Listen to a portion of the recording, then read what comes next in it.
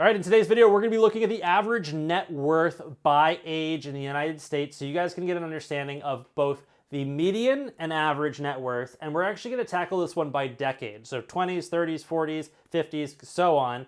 We're gonna be looking at, this is important, the median and then the average. You have to remember, the average factors in everybody, which means there are some big skewing incomes, and the median is more representative of the actual population, kind of eliminating some of the outliers. Now, the reason I'm giving you a bit of a gray here is that when you actually calculate incomes and the way that the BLS looks at these numbers and calculates and drives these numbers, the average and median aren't truly what you would consider average and median, but we're not gonna get into that because there's a few small factors, but the short answer is the median is gonna be more representative to you, but you can also see the average skewed to a larger value if that's something that interests you. Let's dive right in. All right, so your 20s, the average net worth in your 20s is $108,046.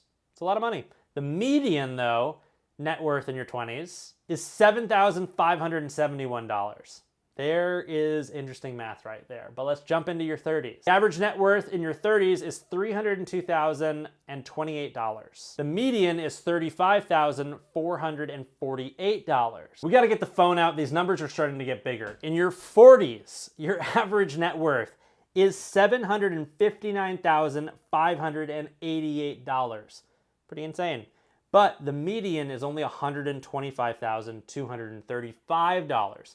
I almost never have my phone out, but reading seven-figure numbers is really hard to remember, and I don't want to have a million cuts here. You guys are gonna have to deal with it. If you hate it, let me know in the comment section below. In your 50s, median net worth is $1.3 million, but it's $1,370,503, and your median is $289,095. In your 60s, you're looking at $1,678,668, with the median being $440,230. In your 70s, this is where you start actually seeing your net worth drop because you're not working anymore. You're drawing from that retirement. The average net worth goes down to $1,610,098, where the median net worth drops down to $370,994. In your 80s, you go down to $1,510,027 for your average net worth, where your median is dropping down to $342,375.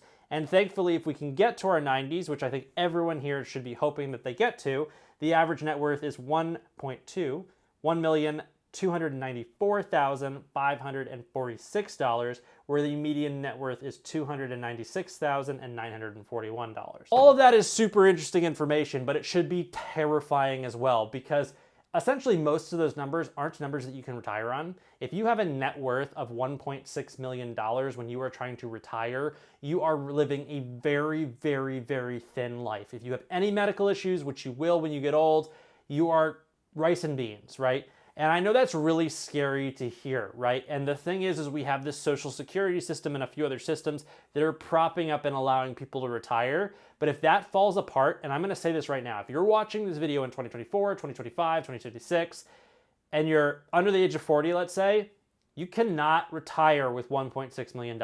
You cannot do it. You can, and some of you will, and you will have really, really tough end of lives, right? You will not be comfortable. You will not have the Hollywood retirement of traveling and doing all these things. You will be using coupons at a Saver store to eat the least amount of money, living in a very inexpensive home and not doing anything fun. And when you have a medical issue, just going with what you can afford and not what might be actually life-saving.